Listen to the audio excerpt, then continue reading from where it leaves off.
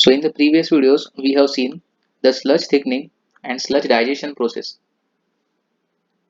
Now in this video, we are going to see whatever is the final outcome, that is whatever is the sewage effluent which is coming, how it is getting disposed.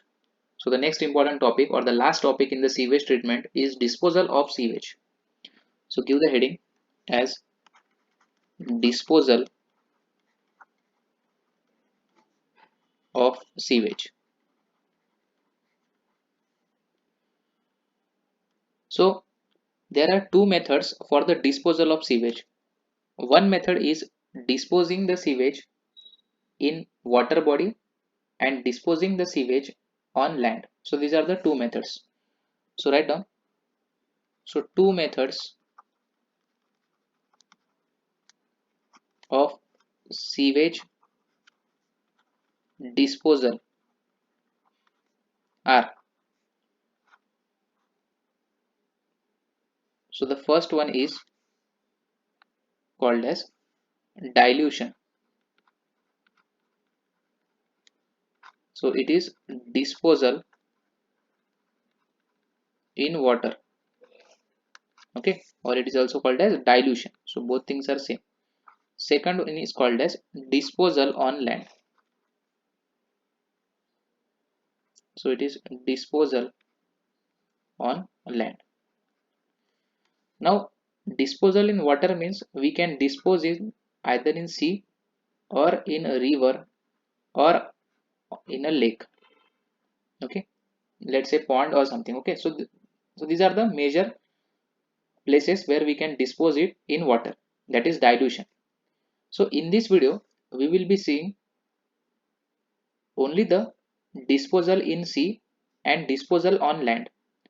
This disposal in river, this is a separate topic, and this we will discuss it in the next video. Okay, so now we'll discuss in sea and on land. So before going to that, we'll have to understand first what is the meaning of dilution factor. Dilution factor. So first we'll write it down, because based on this dilution factor only, what is the degree of purification required, that is decided. So the dilution factor, it is defined as a ratio of the quantity of diluting water. The ratio of quantity of diluting water to that of sewage is called as dilution factor. So if we just write it here, then we can write it as dilution factor is equal to quantity of diluting water divided by quantity of sewage. Okay, so now let's say if the quantity of sewage is more, that means this denominator is more. If the denominator is more, then this whole quantity, that is quantity of diluting water divided by quantity of sewage, this will become less, as if this quantity of sewage increases, because it is in denominator. So that means if this quantity of sewage increases, what will happen to the dilution factor? Dilution factor will decrease. Okay, so we can see there is an inverse relation. Hence, if there is more sewage, that means the dilution factor will be less. So we can say that if the dilution factor is less, then more treatment is required. More treatment is required because more amount of sewage is present. So this is the relation that we have to understand it by looking at this formula. If the quantity of sewage is more, that means the dilution factor is less. If the dilution factor is less, that means more treatment is required. So now based on this concept, a table has been derived, and that table has been derived by a Royal Commission report on sewage disposal. So that table consists of two main columns. So first we'll write it down. So it is dilution factor, and second is degree of treatment. degree of treatment. And this thing, this table is given by a Royal Commission report. Royal Commission report on sewage disposal. On sewage disposal. Okay. So now dilution factor. So if this dilution factor, if it is less than 150, then which type of treatment we have to do? So if it is less than 150, complete treatment has to be given. Okay. So it should be complete treatment of sewage. So all the processes should be given. And whatever the sewage effluent is there, sewage effluent is there, it should not contain the sewage effluent, it should not contain a suspended solids greater than equal to 30 ppm. So suspended solids, or we can say sewage effluents, in this the amount of suspended solids, I'm just writing it SS, it should not be greater than 30 ppm. It should not be greater than 30 ppm. And the BOD, it should not be greater than 20 ppm. It should not be greater than means it should be less than 20 ppm. Okay, so this is for if the BOD is less than 150. Now the second one is if the BOD is between 150 to 300, then in such case sedimentation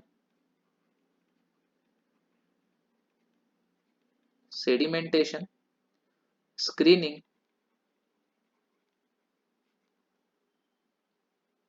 and chemical precipitation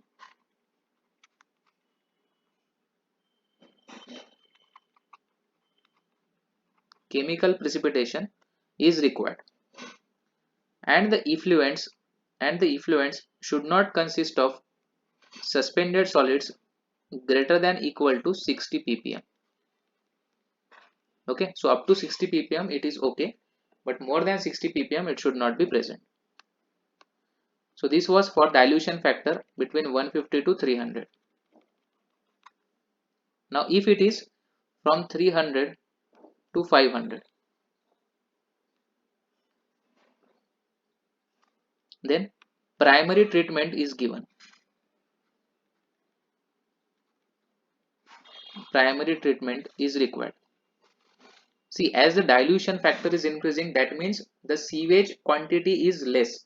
If the sewage quantity is less, then we can go for easier methods. No need to go for the complete, or we can say entire treatment of sewage.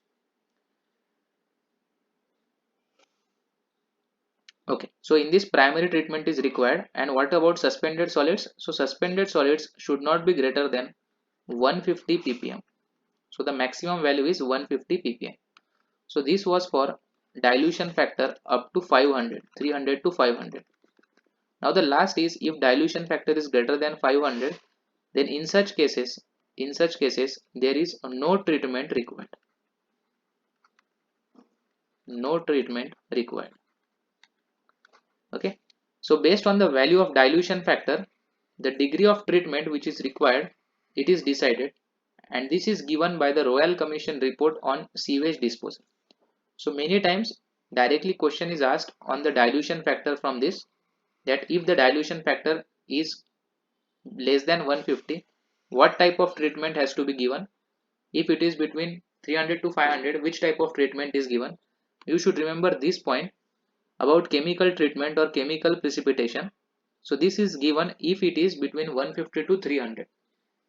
Other than this, these values are important. This can be asked, like based on the dilution factor, what should be the amount of suspended solids present in the sewage effluent? Okay, so these are the basics about dilution factor, the definition, and based on dilution factor how we define the degree of treatment. Now we will start with the disposal on land. That is the second method. Okay, and after that we'll start with the disposal in sea. So let's start with the disposal on land.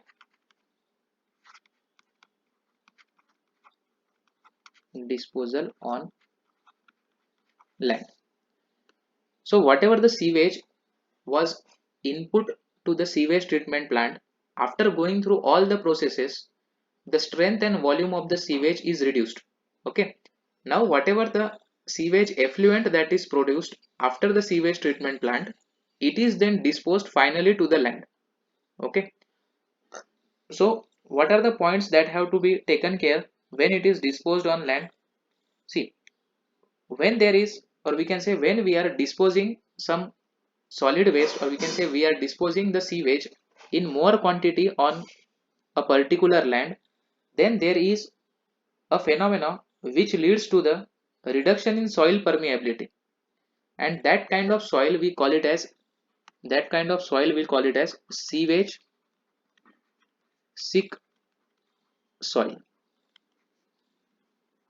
So when this sewage sick soil get produced, it get produced when there is heavy loading heavy loading or we can say overloading of sewage on a particular land. On a particular land, due to this sewage sickness,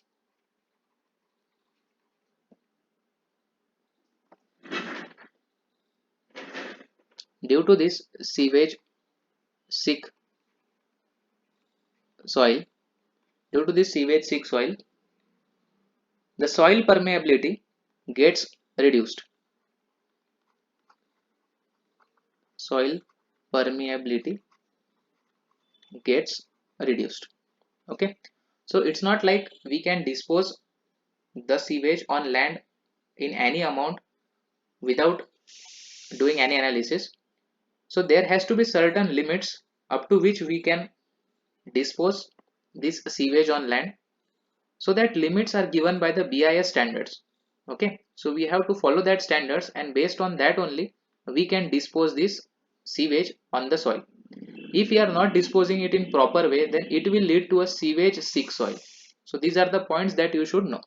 Okay, now the next point is what are the standards given by BIS, and the most of the questions will be from this only. That is, what are the BIS standards for disposal on land.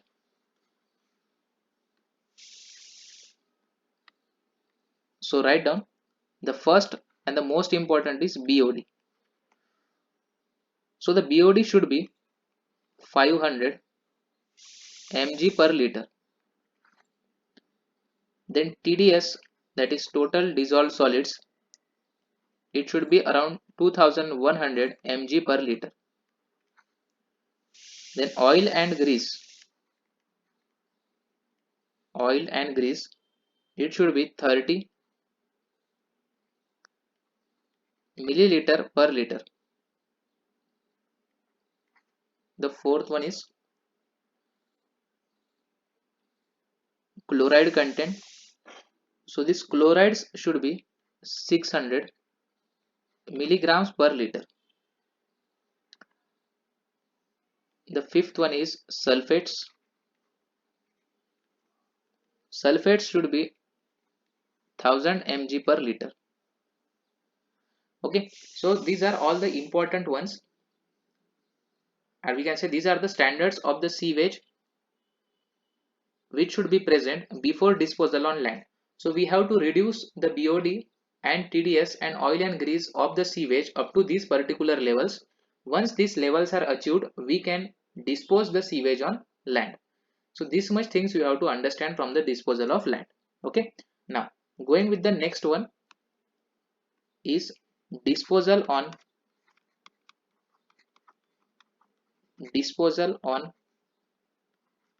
sea.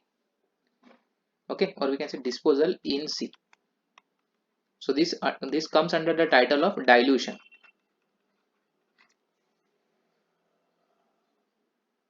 Now write down. So the seawater contains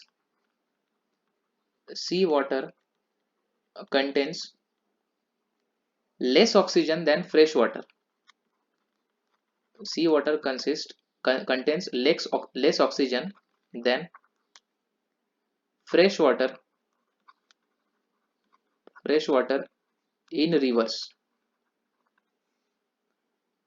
But as the amount of water is more in sea, that means it will give the more dilution, and hence it is suitable to dispose the sewage in the sea. But as the dilution is more in seawater, why the dilution is more? Because amount of water is more, hence it can be considered, hence, or we can say hence it is considered as a good source of disposal, a good source of disposal of sewage. So whatever the treated sewage is there, that we can dispose it in the sea. Now again there is the same condition, we have to dispose or we can dispose the sewage in sea. However, there has to be certain standards. We cannot just dispose the direct raw sewage into the sea. So first we have to treat the sewage, and then the treated sewage has to be disposed. And what are the standards? The standards are given by the BIS. So write down the BIS standards. So again we'll write down. So first one is BOD. So BOD should be 100 mg per liter. COD should be 250 mg per liter. Then oil and grease, it should be 20 mg per liter. Then suspended solids, it has to be 100 mg per liter.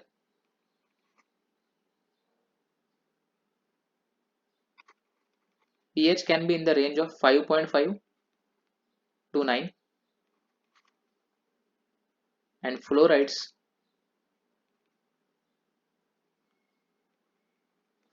can be in the range of 15 mg per liter. Okay, so these are the BIS standards. See, from this you have to remember, we cannot say which they can ask in the competitive exam. However, this BOD values, this you should know for each of this. Okay, like what is the BOD required in case of disposal in sea? It is 100 mg per liter.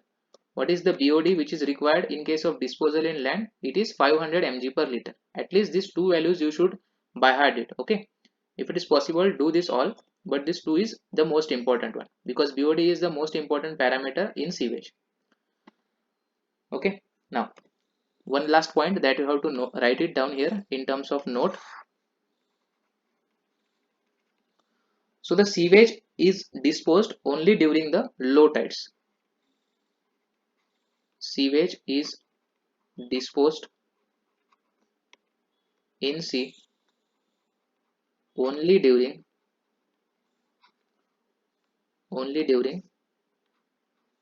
low tides, not high tides. Okay, so these are the important points which are regarding the disposal of sewage, especially in land and in sea. Now from the next video we will see the disposal in river, that is a separate topic. Okay, so that's it in this video.